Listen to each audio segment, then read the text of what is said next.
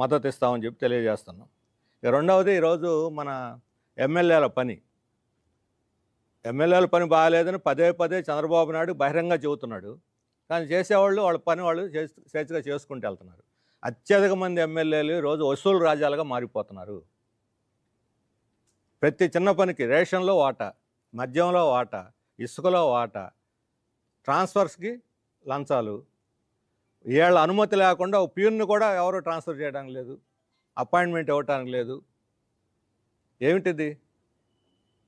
ఎమ్మెల్యేలు ప్రజాప్రతినిధులా, లేదా ప్రజల మీద పెత్తనం చేయటానికా? ఎన్నికల్లో గెలిచి రోజు గత ప్రభుత్వం ఎలా అయితే అప్రతిష్ట పాలైపోయిందో ఈ ప్రభుత్వం అంతకన్నా తొందరగా అప్రతిష్ట పాలైపోతా ఉంది.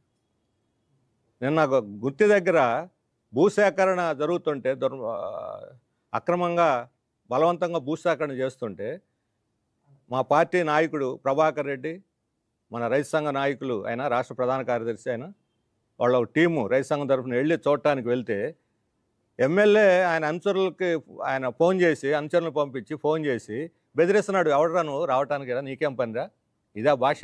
ఒక రైతు సంఘ నాయకుడు, పార్టీ సీనియర్ నాయకుడు, ఆయన పట్ల ఎమ్మెల్యే వాడే భాష ఇదని. పెత్తనం పాత ఫ్యాక్షనల్ పద్ధతిలో వ్యవహరిస్తూ ఉన్నారు. గుంతకల్లు ఎమ్మెల్యే ఆయన జయరాం, ఇది ఆ పాత ఫ్యాక్షనల్ రైలు పట్టాల మీద పండుకోబెట్టేస్తానని బహిరంగ మాట్లాడుతుంటారు. పండబెట్టిన ఘటనలు కూడా ఉన్నాయి.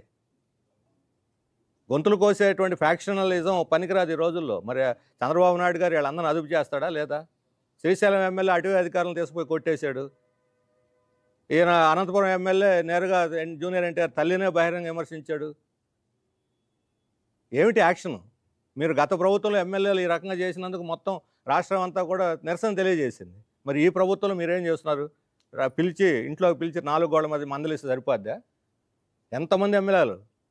ఒకళ్ళు కాదు, ఇద్దరు కాదు. ఆడవాళ్ళని అవమానపరచటం, పెత్తందారి పద్ధతిలో రౌడీజం చేయటం, దందాలు చేయటం, ఇవన్నీ చేస్తుంటే ఎమ్మెల్యేలు ఈ ప్రభుత్వం ఏం చేస్తున్నది? వాళ్ళేంటి చంద్రబాబు నాయుడు పేరు, లోకేష్ పేరు, పవన్ కళ్యాణ్ పేరు ఉపయోగించుకుంటారు. ఇప్పుడు ఏనాడు గుంటూరు జిల్లా జనసేన నాయకుడట సుగాలి ప్రీతి అని చెప్పి పాపం 2017లో అన్యాయం జరిగిన అమ్మాయి, 14 సంవత్సరాల పాప, ఆత్మహత్య కాదు హత్య అని ఆ రోజు పవన్ కళ్యాణ్ దాన్ని పోయి చేశాడు, ఒక ఇష్యూగా మార్చాడు. సంతోషం. ఇప్పుడు మళ్ళీ మా ప్రభుత్వం వస్తే న్యాయం చేస్తాం. గత ప్రభుత్వం సిబిఐకి ఆదేశించింది, ఏమి అది ఒక్క అడుగు ముందుకు పడలేదు.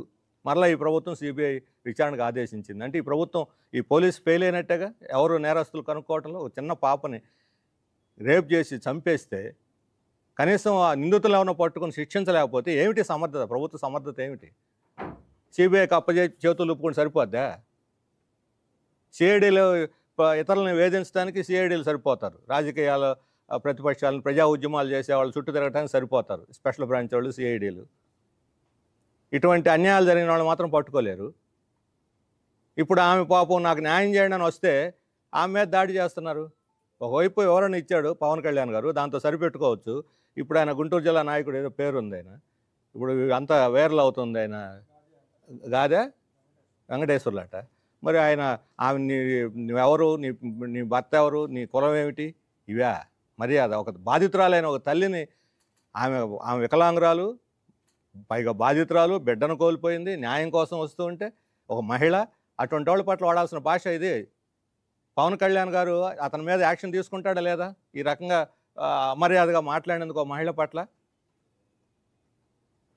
కాబట్టి ఈ కల్చర్ ఏదైతే ఉందో, ఈ విష రాజకీయ సంస్కృతి, మహిళలను అవమానపరచడం, బెదిరించడం, ఈ సంస్కృతిని మార్చాలి. వాళ్ళ మీద ఉండాలి.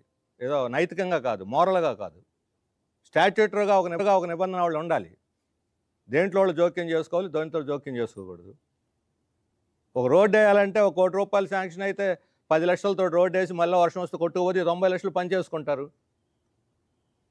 కార్పొరేట్లో భూములు సేకరణ వాళ్ళ తరఫున వీళ్ళు ఎమ్మెల్యేల రంగంలో దిగి కార్పొరేట్లో భూములు సేకరించి పెడతారు. రైతుల్ని నోరు నొక్కేసి ఎన్ని కోట్లు ముడుతున్నాయి వీళ్ళకి, కార్పొరేట్లకు సేవ చేస్తున్నందుకు. ఈ రకంగా ప్రజలు నోళ్లు కొట్టి భూములు లాక్కుంటున్నందుకు ఎన్ని కోట్లు పడుతున్నాయి. ఎక్కడ గవర్నమెంట్ ల్యాండ్ ఉంటే అక్కడ అల్లా పోలవరం ఎమ్మెల్యే మీద ఉన్నది, అక్కడ నిర్వాసితులైనటువంటి వాళ్ళ భూముల్ని వీళ్ళు లీజుకి ఇచ్చేసి డబ్బులు సంపాదించేస్తున్నారు. నాకు సంబంధం లేదంటున్నాడు. ఈ సంబంధం లేదు, లీజుకి ఇచ్చిన వాళ్ళు ఎవరినో పట్టుకొని శిక్షించు. ఎమ్మెల్యే బాధ్యత కాదు అది. లీజు ఇచ్చారని ఒప్పుకుంటున్నారు కదా, సంబంధం లేదని సరిపోద్ది అతో ఒక మాట చెప్పేస్తే. నీకు సంబంధం లేదు అని నిజంగా అనుకుంటే సంబంధం